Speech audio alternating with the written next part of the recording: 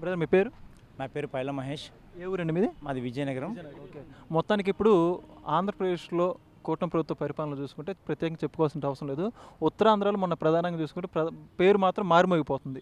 International airport కావచ్చు, ఇతర కంపెనీల గురించి కావచ్చు. ఉత్తరాంధ్ర యువతగా నీకేలా అనిపిస్తుంది అసలు ఎయిర్పోర్ట్ గురించి ప్రధానంగా? యాక్చువల్గా ఏంటంటే ఉత్తరాంధ్రకి అసలు ఏమీ లేదు, బ్యాక్ బోన్ ఏం లేదు, ఏం లేదని చాలా బాధతో ఉండేవారు అండి. ఇటు చూసిన తెలంగాణ చూసుకుంటే మంచి హైటెక్ సిటీలు ఉన్నాయి, చాలా ఉన్నాయి. అప్పుడు అక్కడ మన చంద్రబాబు నాయుడు అక్కడ హయాంలో బాగా చేశారు. ఈ హయాంలో మన వెనకబడిన వర్గాలు ఏంటండి, మన ఉత్తరాంధ్రకి ఏం లేదు. ఏం వస్తుంది చూసుకుంటే చాలా అద్భుతమైన, చాలా తక్కువ సమయంలో కూడా ఇంత మంచి పెద్ద ప్రాజెక్ట్ తీసుకురావడం చాలా ఆనందంగా ఉంది. మా యూత్ అంతా చాలా హ్యాపీగా ఉన్నాం, చాలా ఆనందంగా ఉన్నాం. ఇటువంటి కార్యక్రమాలు చేయాలంటే చంద్రబాబు గారి వాళ్ళే తప్ప ఇంకెవరి వాళ్ళు కాదు. అక్కడ నరేంద్ర మోడీ గారు అవనివ్వండి, ఇక్కడ చంద్రబాబు గారిని, పవన్ గారు కానీ, వీళ్ళు ముగ్గురు కూటమి ప్రభుత్వం వల్ల ఇక్కడ చాలా ఆనందంగా ఉన్నాం. యువత అంతా చాలా అభివృద్ధిగా ఉన్నాం.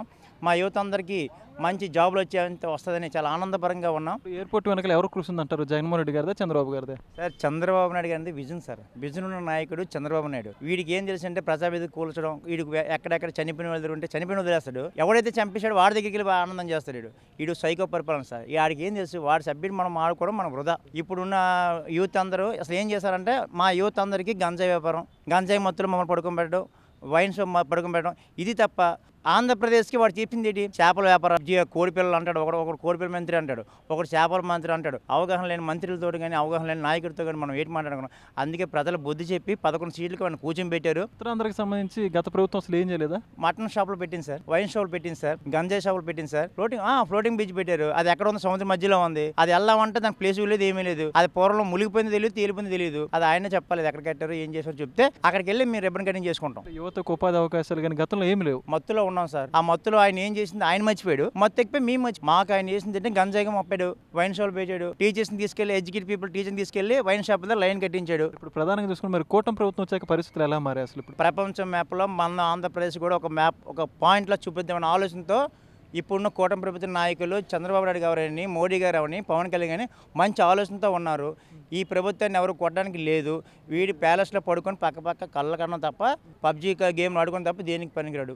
ఎయిర్పోర్ట్ డిజైన్ చూసుకుంటే అల్లూరి సీతారామరాజు అని పేరు పెట్టడం కానీ, ఎయిర్పోర్ట్ లోపల ఆకృతులు, వాళ్ళ లోపల డిజైన్స్ ఇవన్నీ చూస్తుంటే మీకు ఎలా అనిపిస్తుంది? అక్కడ సూర్యనారాయణ స్వామి కావాలండి, విజయనగరం సంస్కృతి సంబంధం అన్నీ ఉన్నాయి. అదే జగన్మోహన్ రెడ్డి గారు అయితే వైన్ షాప్ ఇక్కడ ఉంది, ఇదిగో ఇక్కడ ఈ బ్రాండ్ వాడితే ఇంత మొత్తులో ఉంటాం, ఈ గంజాయి వాడితే ఇంత మొత్తులో ఉంటాం అని అసలు మేము మిస్ అయిపోయాము. అంటే లేని బ్రాండ్ కూడా బూమ్ అల్లూరి సీతారామరాజు అని పేరు పెట్టడం మీకు ఎలా అనిపిస్తుంది? మళ్ళీ వీరుడు సార్. అటువంటి వీరుడిని మళ్ళీ ప్రజల్లో ఒక స్థాయి తీసుకెళ్ళడానికి నిజంగా హ్యాట్సాప్ చెప్పుకుంటున్నాం సార్. నరేంద్ర మోడీ వైఎస్ఆర్ పెట్టుకుంటున్నాం సార్.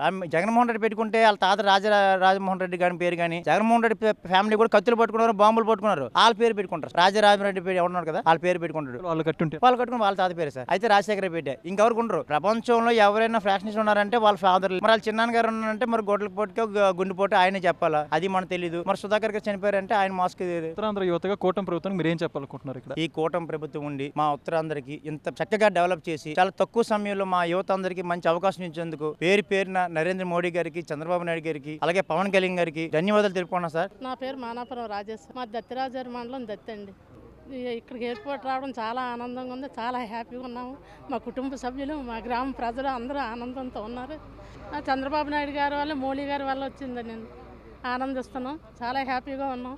బాబు గారికి మళ్ళీ రావాలి అని మళ్ళీ రావాలని. ఈరోజు మనకి విజయనగరం జిల్లా భోగాపురంకి ఎయిర్పోర్ట్ రావడం మాకు చాలా సంతోషంగా ఉంది. అసలు మాకు ఎయిర్పోర్ట్ వస్తుందంటే మా కుటుంబ సభ్యులు అందరూ సమేతంగా ఈరోజు వచ్చి మేము చూద్దామని చెప్పి మేము వచ్చాము ఇక్కడికి. ఒకవేళ లోపలికి అలౌ చేసినా పంపించకపోయినా మాకు వచ్చి దగ్గరుండి చూసుకుని వెళ్ళిపోదామని ఎయిర్పోర్ట్ రావడం వచ్చినందుకు మాకే చాలా ఆనందం అండి, మా కుటుంబ సభ్యులందరికీ. సార్ మీ పేరండి? నా పేరు వెంకటరావు జొన్నకుటి. ప్రజెంట్ వైజాగ్, యాక్చువల్గా native Nidadavolu, west Godavari. Bhogapuram international airport రావడం మాకు చాలా ఆనందంగా ఉంది. ఇంటర్నేషనల్ ఎయిర్పోర్ట్ అంటే మనం ఎక్కడి నుంచి ఎక్కడికైనా వెళ్ళొచ్చు. మనం హైదరాబాద్ దిగి మళ్ళీ ఇక్కడికి వచ్చి బెంగళూరు వెళ్ళి, బెంగళూరు నుంచి ఇక్కడికి వచ్చి అన్ని తిరిగే ఇబ్బంది లేకుండా. వైజాగ్ నుంచి భోగాపురం వరకు ఇంత దూరం అంటే కొంతమంది మాట్లాడుతున్నారు, అట్లాంటి వాళ్ళకి మీరు ఏం చెప్తారు సమాధానం? దూరం అంటే ఇప్పుడు వైజాగ్ సిటీ అవుట్స్కట్స్ ఉన్న వాళ్ళకి సిటీలోకి రావడానికి దగ్గర 30 to 40 కిలోమీటర్స్ ఉంటుంది. సో అక్కడి నుంచి 30 కిలోమీటర్స్ అంటే ఇక్కడ దగ్గర ఉన్న వాళ్ళకేమో సెంట్రల్ టౌన్లో ఉన్న వాళ్ళకి ఇక్కడి నుంచి జస్ట్ 30 to 40 కిలోమీటర్స్ ఉంటుంది. ఇప్పుడు మేము ఆల్రెడీ అక్కడి నుంచి మేము ఒక 40 కిలోమీటర్స్ డిస్టెన్స్లో ఉన్నాం. పైకి ఇది రావడం వల్ల చుట్టుపక్కల ఈ ఏరియాకి మనకి విజయనగరం, శ్రీకాకుళం ఈ చుట్టుపక్కల ఏరియాకి కూడా మా డెవలప్మెంట్ ఉంటుంది బాగా. ఇంటర్నేషనల్ ఎయిర్పోర్ట్ వెనుక ఎవరు కృషి ఉందంటారు ప్రధానంగా? ప్రధాన ఇంకేముంది, మన నరేంద్ర మోడీ గారే కదా. అలాగే మన నారా చంద్రబాబు నాయుడు గారు. ఎయిర్ బస్ రాని చోటకి ఎయిర్ బస్ ఎలా వస్తుందని కొంతమంది మాట్లాడున్నారు. ఇప్పుడైతే ఇక్కడ ఎయిర్పోర్ట్ అయితే వచ్చింది. దానికి అడ్వాన్స్గా వచ్చింది కదా, అడ్వాన్స్గా వచ్చింది మనకి. ఇప్పుడో వస్తుంది అనుకున్నది అడ్వాన్స్గా వచ్చింది. ఇది రావడం వల్ల ప్రపంచ దేశాల్లో ఉన్నటువంటి కొన్ని ఏరియాలు ఇక్కడ మనకి చాలా ఓపెన్ ప్లేస్ ఉంది కాబట్టి కార్పొరేటివ్ బాగా డెవలప్ అవుతుంది మనకి. సార్ మీ పేరండి? రామూర్తిరాజు, ఏ ఊరండి మీది? విజయనగరం. సార్ ఇప్పుడు మొత్తానికి మీ భోగాపురం ఇంటర్నేషనల్ ఎయిర్పోర్ట్ గురించి మీరు మీ మాటలో చెప్పాలంటే ఏం చదువుతారండి? ఇక్కడికి ఎయిర్పోర్ట్ రావడం, ఇంటర్నేషనల్ ఎయిర్పోర్ట్ రావడం.